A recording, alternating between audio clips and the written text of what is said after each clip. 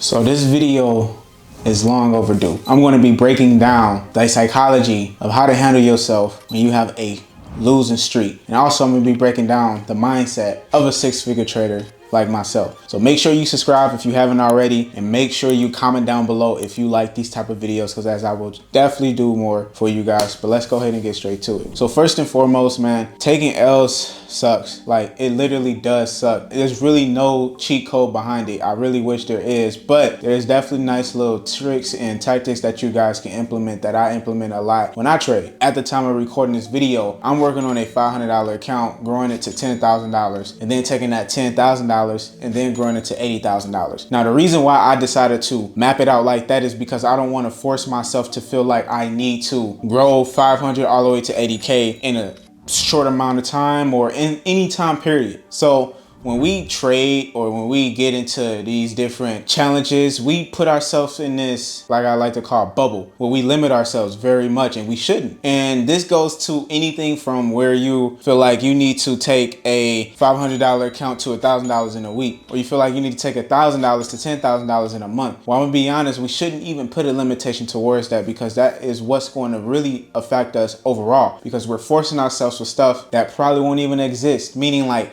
we're getting in trades that we shouldn't be getting into because, one, we know it doesn't exist for our setup. So we're still trying to implement this trade or figure out where can and how can we get in this trade for today. Another thing about losses and taking L's is sometimes you got to step away from the charts. And I know that's the hardest thing to do. So here's some nice little tricks that I got for you. One is, if you have a hobby, you got to do it. You got to do it. Just whatever you do as far as skateboarding, playing ball, football, playing with your family, being with your family, or playing with your kids, being a coach to your kids, whatever it is that you do, you got to do that, because I promise you guys, you will feel like the market is really for you, because you thinking that every time you take a trade, it goes against you. So you just need to take your mind out of that. So I feel like the only way to really feel like you know that you're not getting too caught up into trading is when you set yourself up to do other things. Now, number two that I feel like is a big problem when we deal with a lot of losses is we try to get our money back as quick as possible. And another nice thing that you guys can do is just stop trading for an entire week, 2 weeks, 3 weeks. I know that might be difficult, but honestly, something I still do as a trader, man. I've been trading for 6 years now, and I still take breaks. Like, I think 2 months back, I had a horrible month, and I even documented this month, and that month was about 56% win rate. That is very horrible to me, because I average anywhere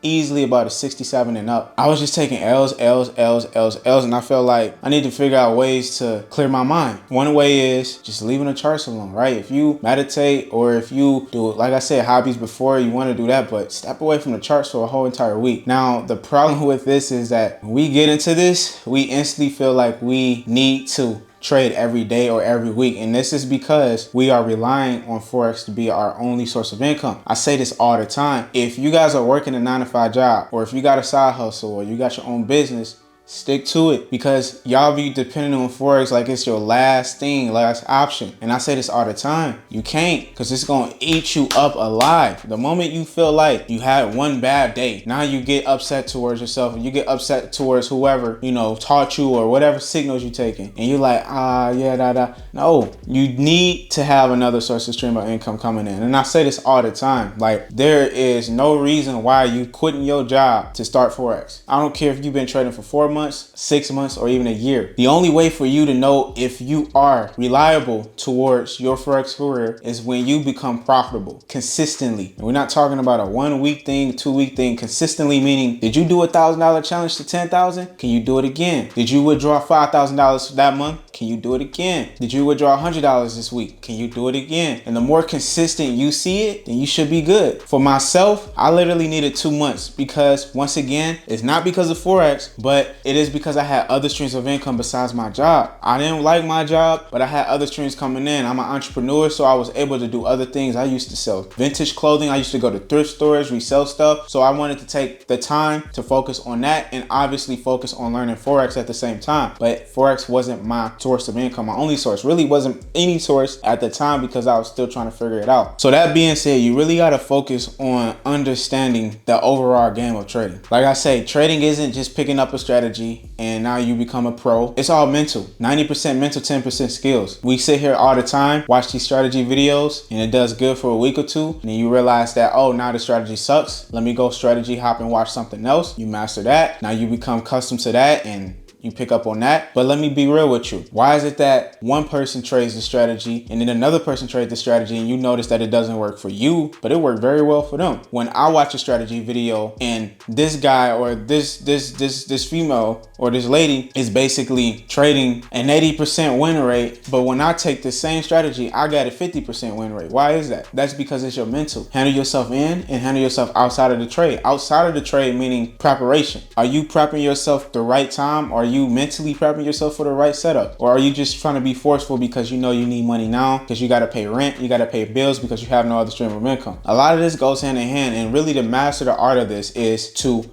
understand the game of discipline. Without discipline, it's going to be hard. And I say this all the time, you need a rule book. Without having this rule book of a step by step, risk tolerance should be number 1. What pairs you should trade should be number 2. Your trading strategy should be number 3. And then also number 4 should be your actual rules. And then number 5 can be anything else that you want to create within this bundle. But the most important thing here is to master the art of discipline. In order to master that, you got to set yourself up for rules. And it's crazy. We can set ourselves up for rules, but who here follows the rules that we set ourselves up for? So I can sit here and write a rule down, say I'm not passing no more, I'm not going past no more than 50%, but I go past 80%. I went against my rules. That's something you should document, because the more you document every little thing that you're making mistakes on, it's just gonna make you better. So that's why I personally document all my trades in my journal that I use. And in this journal, it helps me know how many mistakes I made within this challenge or within this account that I'm working on. You know, it lets me know like, all right, you took 20 bad trades that went against all your rules. So, all right, cool. Now I know that. Let's say next month come. Now I check the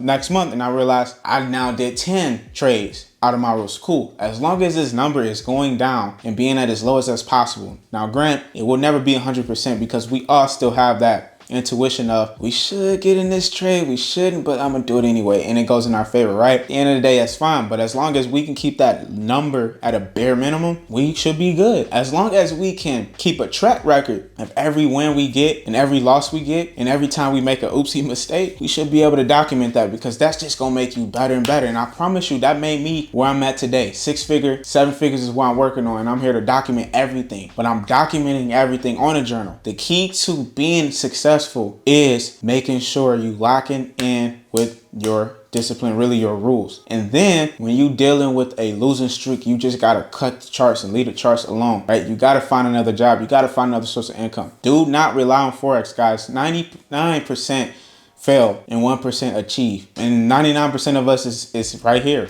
Right? I could be part of 99%. You can be part of 99%. We got to figure this out. Master the art of trading is to master your discipline, and to stop losing is to understand that one, you cannot have this be your only stream of income, even though you want this to be your main source of income. But you still got to understand you need more sources of income. And then also, if you're having a losing streak, you got to cut them charts, leave the charts alone, do a hobby, do something else, focus on that. That right there is how you guys become a successful, profitable trader. So if you guys want more information on this and y'all really like this, man, make sure you follow me on Instagram. I will be doing a lot of giveaways and also just showing you guys more day in the life, and also showing you my headquarters, which I'm at right now. Once again, I appreciate y'all. Your boy, so I'm checking out. Peace.